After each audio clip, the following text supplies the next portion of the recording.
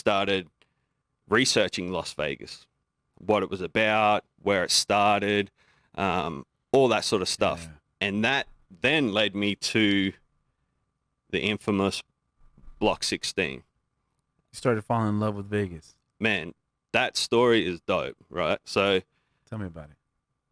Block 16 and Block 17, which isn't far from where we're sitting right now, when they were building the railroad out here, and this was early 1900s, they set up an area and on the map, you had to see it. So on the map, there was like Block 16 and Block 17. And they were the two sections of the city that there was no liquor licensing control. So basically, they could set up saloons and stuff like that without any pushback. Block 16 then became famous in 1906 because it started the brothels and prostitution.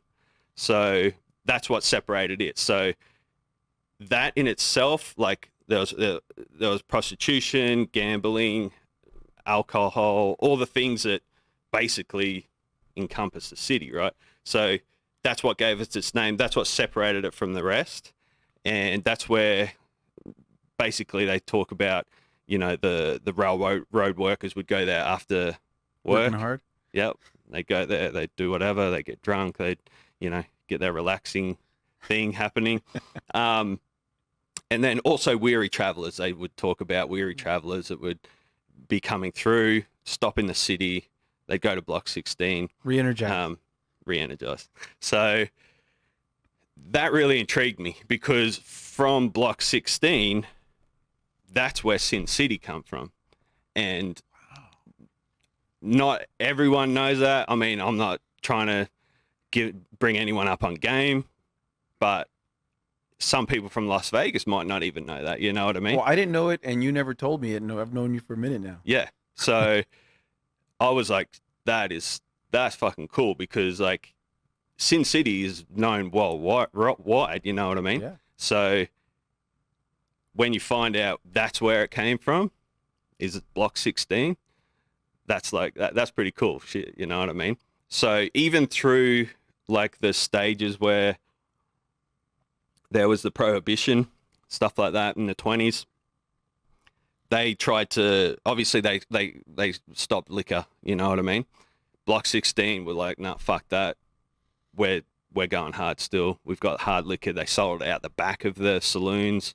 They never stopped for a minute, you know what I mean? So I was like, they were the rebels. They were like the sinners, you know what I mean? If you want to say it, like sinner's not in a biblical sense, but you know, you're labeled a sinner because you're doing things that go against the grain of society.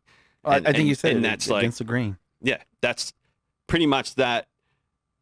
Getting forward before I get forward, that is like the heartbeat of where I'm coming from with the brand.